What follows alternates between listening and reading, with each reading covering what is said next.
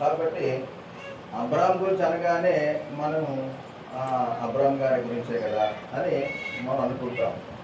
కానీ అబ్రాము జీవితంలో 3 సంఘటనలు. తన జీవితంలో మొదటి దశ దౌర్భాగ్యమైన దశ. మొదటి దశ అంటే దౌర్భాగ్యమైన దశ. రెండవది తన దినములను వ్యర్థపరుచుకున్న సందర్భం, లేక సమయాన్ని వ్యర్థం చేసుకున్న కాలాలు అనొచ్చు, సంవత్సరం అనొచ్చు.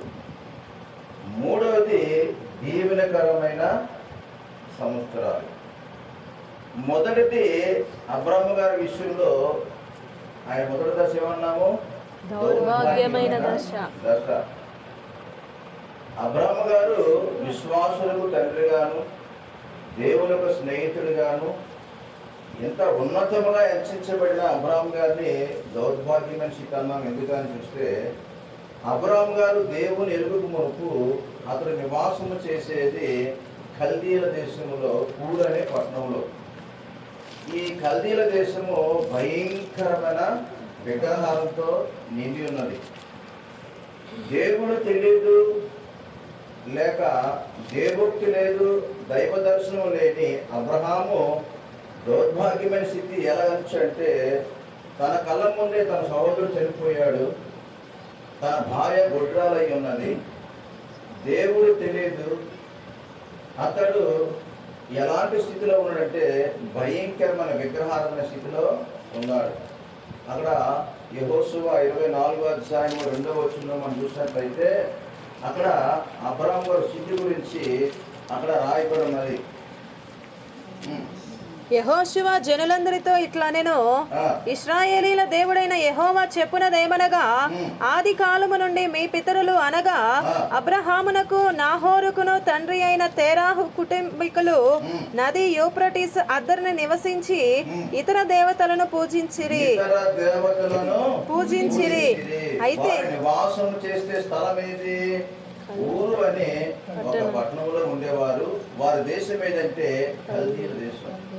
ఈ కల్దీల దేశము భయంకరమైన విగ్రహారాధన, చెడుపు చిల్లంగాలు, ఇంకా జాతకాలు, ఇలాంటి మూఢనమ్మకాలతో నిండిపోయిన దేశం అది. దానియేలు గ్రంథము 5వ అధ్యాయము 7వ వచనంలో చూస్తే అక్కడ కల్దీలు ఎలాంటి వారంటే అక్కడ రాయబడి ఉంది ఒక మాట. 7వ వచనం చదవండి. 5:7. రాజు గారడీ విద్య గలవారిని కల్దీయులను, గారడీ విద్య గలవారును, కల్దీయులను, జ్యోతిష్యులను, అంటే వీళ్ళు ఇలాంటి కేటగిరీకి సంబంధించిన వారు ఈ కల్దీయులు అందరూ కూడా. అలాంటి ప్రాంతంలోని జీవించే జీవితం అబ్రాము గారిది. అబ్రాము గారిదే కాదు, ఆయనతో పాటు మనకి వర్తిస్తుంది. ఎందుకని ప్రభువుని ఎరగక ముందు, దేవుడేంటో తెలియక ముందు మనం ఎంత ఉన్నతంగా ఉన్నా దేవుడు లేని వారు అందరూ కూడా దౌర్భాగ్యమైన స్థితే. అలాంటి స్థితిలో నేను ఉన్నాను. ఇక్కడ దానియేలు గారు కూడా భయంకరమైన విగ్రహాల నుంచి వచ్చిన వారే.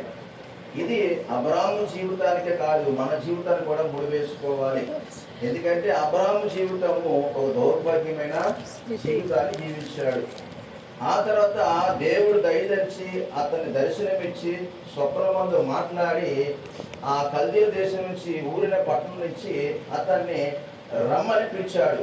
పిలిచినప్పుడు అబ్రాము గారు అక్కడి నుంచి ప్రయాణమే వచ్చారు. ప్రయాణం వస్తూ వస్తూ వస్తూ హారాను దగ్గరికి వచ్చి ఆగిపోయారు. ఎక్కడికి వచ్చి ఆగిపోయారు? హారాను దగ్గరికి వచ్చి ఆగిపోయారు. ఆగిపోవడానికి కారణం ఏంటి అనంటే వారి తండ్రి గారు. ఎవరు? వారి తండ్రి గారు.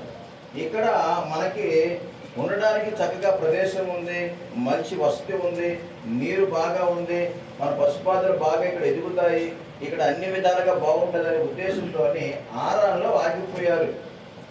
దేవుడు యొక్క పిలిపేంటో అబ్రాము గారు అప్పుడు దాకా విన్నారు. తండ్రి గారు మాట విని అక్కడ ఆగిపోయారు.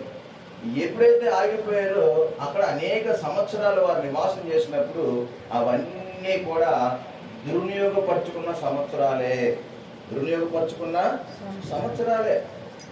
మన జీవితంలో కూడా ప్రభు పిలిచినప్పుడు మనం వస్తాం, రక్షణ పొందుతాం, కానీ ప్రార్థనకు రాము, ప్రార్థన చేయము, విశ్వాసంలో ఉండము. ఇవన్నీ ఒక వ్యక్తి దేవుళ్ళకి వచ్చిన తర్వాత దేవుళ్ళు ఆత్మీయంగా ఎదగకపోతే అతడు దినములను వృధా చేసుకున్నట్టు, దినాన్ని ఏం చేసినట్టు, కాలాన్ని దుర్వినియోగపరుచుకున్నట్లు. అబ్రాహాము కూడా ఆ రెండో దశ అంటే తన దినాల్ని, తన యొక్క సంవత్సరాల్ని ఆయన ఏం చేశాడంటే వృధా చేసుకున్నాడు, లేక దుర్వినియోగపరుచుకున్నాడు. సమయాన్ని అంతా కూడా దుర్వినియోగపరుచుకున్నాడు. ఈరోజు రవిని తీసుకున్నా సరే ఆ మొదటి స్థితి కూడా అలాంటిదే, రెండో స్థితి కూడా అలాంటిదే. కాలాన్ని అంతా ఏం చేశాడు, దుర్వినియోగపరుచుకున్నాడు. చాలా మంది ఇలాంటి విషయాల్లోని దుర్వినియోగపరుచుకున్న వారు చాలా మంది ఉన్నారు.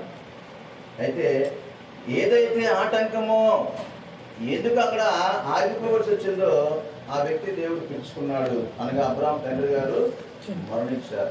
ఎప్పుడైతే ఆటంకాలు దేవుడు తొలగిస్తాడో మరలా ఆశీర్వాదాలకి ద్వారాలు తెరుస్తాడు. దేవుని స్తోత్రం, దేవుని స్తోత్రం.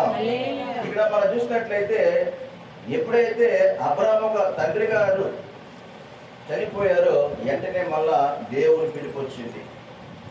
దేవుని పిలుపు ఎప్పుడైతే వచ్చిందో, నేను పిలిచిందేంటి, నువ్వు ఎందుకు ఆగిపోయావని మళ్ళా రెండోసారి దేవుడు పిలిచినప్పుడు మళ్ళా హారాన్ నుంచి తన ఒక ప్రయాణాన్ని కొనసాగించాడు. అనగా ఎప్పుడైతే అంతవరకు ఆ దినాల్ని, సమయాన్ని వృధాపరుచుకున్నాడో, ఎవరి వల్ల, తండ్రి యొక్క ప్రేరణ వల్ల. యెషయా గ్రంథం 6వ అధ్యాయంలో మనం చూసినట్లయితే అందులో చక్కని మాట మొదటి వచనం ఏముందంటే, రాజైన ఉజ్జియా మృతి నొందిన సంవత్సరమున మృతి పొందిన తర్వాత అత్యున్నతమైన సింహాసనమందు ప్రభువు ఆసీనుడై ఉండగా నేను చూచితిని. చాలమ్మా, ఇక్కడ ప్రవక్త యెషయా నేను గొప్పవారితో ఉన్నాను, రాజులతో సహవాసం చేస్తున్నాను, నేను మంచివాడిని, గొప్పవాడిని అనుకుంటూ అతను అనుకున్నాడు. అనుకొని అతడు దేవుని యొక్క సేవ ఏంటో, పరిచర్య ఏంటో, దేవుని పిలిపేంటో మర్చిపోయాడు. మర్చిపోయి ఉజ్జియాతో సహవాసం చేస్తూ ఉన్నాడు. దేవుడు నిన్ను ప్రవక్తగా ఎన్నుకున్నది అధికారంతో కలిసి నివాసం చేయడం కాదు, కానీ నీకంటూ ఒక పర్పస్ ఉంది, ఒక ఉద్దేశం ఉంది, దేవుని ఒక ప్రణాళిక ఉంది. అది గుర్తించలేని యెషయా అప్పటి వరకు వారితో ఉన్నప్పుడు ఆ ఆటంకాన్ని తొలగించాడు దేవుడు. ఉజ్జియా మృతి పొందిన తర్వాత ఇక్కడ అబ్రాహాము గారికి దర్శనం వచ్చినట్టు, పిలుపు వచ్చినట్టు, దైవోక్తి వచ్చినట్లు ఇక్కడ యెషయా గారికి కూడా దేవునికి దర్శనం వచ్చింది, దేవోక్తి వచ్చింది. అప్పుడు అంటున్నాడు, అయ్యో నేను అపవిత్రమైన పెదవులు గలవాడను, పవిత్రమైన పెదవులు గలవాడు. నేను పవిత్రుడు అనుకున్నాడు, గొప్పవాడు అనుకున్నాడు, మంచివాడు అనుకున్నాడు. కానీ ఇప్పుడు అర్థమైంది, నేను అపవిత్రమైన పెదవులని, అపవిత్రమైన పెదవులు గల జనుల మధ్య నివసించువాడను చేస్తున్నాను. ఇంతవరకు అందరూ గొప్పలు అనుకున్నాను, కానీ వీరందరూ కూడా నీ దృష్టికి అపవిత్రులే. కాబట్టి అబ్రాహాము కూడా ఆ రీతిగా తన దినాలన్నీ కూడా దుర్వినియోగపరుచుకున్నాడు. మొదటి కాలం ఏది, దౌర్భాగ్యమైన కాలము. రెండో కాలము దుర్వినియోగపరుచుకునే కాలము. అక్కడ ఆదికాండం 12వ అధ్యాయం చూసినట్లయితే అక్కడ రెండోసారి పిలుపులోని అది ధన్యకరమైన, దీవెనకరమైన, ఆశీర్వాదకరమైన దినాలుగా, సంవత్సరాలుగా అబ్రాహాము జీవితంలో మారిపోయింది. ఇది 3వ దశ. అక్కడ ఆ మొదటి మాట 1-5 వరకు చదివినట్లయితే, యెహోవా నీవు లేచి నీ దేశము నుండి, నీ బంధువుల యొద్ద నుండి, నీ తండ్రి ఇంటి నుండి బయలుదేరి నేను నీకు చూపించు దేశమునకు వెళ్ళుము. నిన్ను గొప్ప జనముగా చేసి నిన్ను ఆశీర్వదించి నీ నామమును గొప్ప చేయుదును. నీవు ఆశీర్వాదముగా నుందువు. నిన్ను ఆశీర్వదించు వారిని ఆశీర్వదించేదను, నిన్ను దూషించు వారిని శపించేదను. భూమి యొక్క సమస్త వంశములు నీ యందు ఆశీర్వదించబడునని అబ్రాముతో అనగా, యెహోవా అతనితో చెప్పిన ప్రకారము అబ్రాము వెళ్ళెను, లోతు అతనితో కూడా వెళ్ళెను. దేవునికి స్తోత్రం, హల్లెలూయా. హల్లెలూయా. కాబట్టి ఈ రీతిగా అబ్రాము జీవితంలో 3 సంఘటనలు. మొదటిది దౌర్భాగ్యమైన స్థితి, రెండవది దుర్వినియోగపరుచుకున్న స్థితి, మూడవది దీవెనకరంగా మార్చబడిన స్థితి. ఈరోజు మనమందరం కూడా ఆ దీవెనకరమైన స్థితిలో ఉండాలి. దేవుని పిలుపుకు లోబడాలి, దేవుని మాటకు లోబడాలి. దేవుడు చెప్పింది మనం తప్పకుండా పాటించాలి. దేవుని మాటలు మనం విన్నట్లయితే మన జీవితంలో ఆయన లేని ఆశీర్వాదాలు మనం పొందుకుంటాం. అందుకే సమ్మతించి మీరు నా మాట వినేలా భూమి యొక్క మంచి పదార్థములను మీరు అనుభవింతురు అన్నారు. కాబట్టి దేవుడు ఆ రీతిగా మరి ఈ కుటుంబం కావచ్చు, మన కుటుంబాలు కావచ్చు, మన జీవితంలో కూడా ప్రభువుని ఎరగక మునుపు దౌర్భాగ్యమైన స్థితిలో ఉన్నట్టే, భయంకరమైన స్థితిలో నేను మరి పూర్ణ మార్కెట్ ప్రాంతంలో పుట్టి పెరిగాను. మరి విగ్రహాలతో నేను ముడిపడి ఉండేవాడిని. ప్రతి మంగళవారము ఆంజనేయుల కోరిక వెళ్ళేవాడిని, ప్రతి లక్షవారం కనమలసిన కోరిక వెళ్ళేవాడిని, ప్రతి శనివారం ఎకరానికి కోరిక వెళ్ళేవాడిని. వారంలో 3 టెంపుల్స్కి వెళ్తూ ఇంట్లో దీపారాధన చేస్తూ నేను నిష్ట కలిగి మా అమ్మగారితో ఉపవాసాలు జాగరాలు చేసేవాడిని. మా ఎలవేలుపు వెంకటరమూర్తి ప్రతి సంవత్సరం వెళ్ళడానికి డబ్బులు లేకపోయినా అది గోయిందా గోయిందంటే ఎక్కడి నుంచి పోయిందా పోయిందా అనేవారు. నిజంగా పోయింది. మళ్ళీ అప్పులు చేయడం, మళ్ళీ అప్పులే మిగిలేదు, మళ్ళీ అప్పులు చేయడం, మళ్ళీ అప్పులు. అలాంటి స్థితిలో వచ్చి దేవుడు అదంతా ఏ స్థితి? దౌర్భాగ్యమైన స్థితి. దేవుడు నన్ను ప్రేమించి నన్ను అబ్రాహామును పిలిచినట్టు నన్ను పిలుచుకున్నాడు. నేను ఆ కుటుంబంలోంచి అబ్రాహాము బయటకు వచ్చినట్టు నేను బయటకు వచ్చాను. అబ్రాహాము తన తండ్రి ఎప్పుడైతే చనిపోయాడో అబ్రాహాము మళ్ళా పిలువమనంటే మా తండ్రి కూడా నన్ను ఇంట్లోకి వెలివేశాడు. ఆయన పక్షవాతం వచ్చింది, ఆయన చనిపోయాడు. ఆ తర్వాత నేను దేవుని ఉన్నతంగా ఎదిగాను. అయితే ఎదిగి కొంతకాలం నేను కూడా ఏం చేశాను, ఉద్యోగం అంటూ నేను ఒక పెద్ద పీపీఎల్ ట్రాన్స్పోర్ట్ కార్పొరేషన్లో ఒక పెద్ద కంపెనీలో ఉద్యోగం చేసేవాడిని. మరి 16 చక్రాలు, 20 చక్రాలు, 60 చక్రాలు, 70 చక్రాలు అలాగా పెద్ద పెద్ద బళ్ళకు వెళ్తూ ట్రైలర్స్లో ఉద్యోగం చేస్తూ దేశమంతా తిరిగి సందర్భాల్లో నేను కొంత సమయాన్ని ఏం చేశాను, వ్యర్థపరుచుకున్నాను.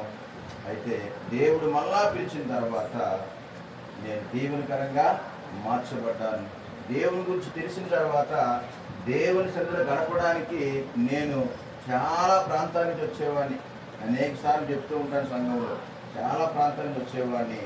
దేవుని ఒక దినాల్ని నేను మరి గడపాలని, దేవునితో ఉండాలని అలాంటి తీర్మానం కలిగిన సంవత్సరాలు ఇప్పుడు నాకు ఇవి ధన్యకరమైన దీవెనకరమైన సంవత్సరాలుగా ఉన్నాయి. అలాంటి దీవెనకరమైన సంవత్సరాలుగా ఉండాలి. సమయాన్ని మనం ఏం చేయకూడదు, వ్యర్థపరచకూడదు. దేవుని సృష్టిలో ప్రపంచంలో 2 విలువైనవి. ఒకటి ప్రాణము పోతే రాదు, 2 కాలము పోతే రాదు. ఈ విలువైనవి ప్రాణము కాలము కాబట్టి వాటిని మనం జాగ్రత్తగా కాపాడుకుంటూ, అందుకని సమయం ఉండగానే మనం ప్రభువుని తెలుసుకోవాలా, ప్రభువుని మనం సాగిపోతూ ఉండాలి. ఎందుకంటే మరి రేపు నీది కాదు, పోయిందే తిరిగి రాదు.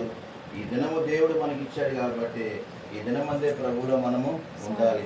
కాబట్టి ఈ యొక్క కుటుంబము కూడా ఆ విధంగా దేవునితో అటాచ్మెంట్ అయ్యి దీవెనకరమైన కుటుంబంగాను ఆశీర్వాదకరమైన కుటుంబంగా ఉండాలని కోరుకుంటూ మరి నా మాటలు ముగిస్తున్నాను. చిన్న ప్రార్థన చేసుకుందాం. ప్రార్థన.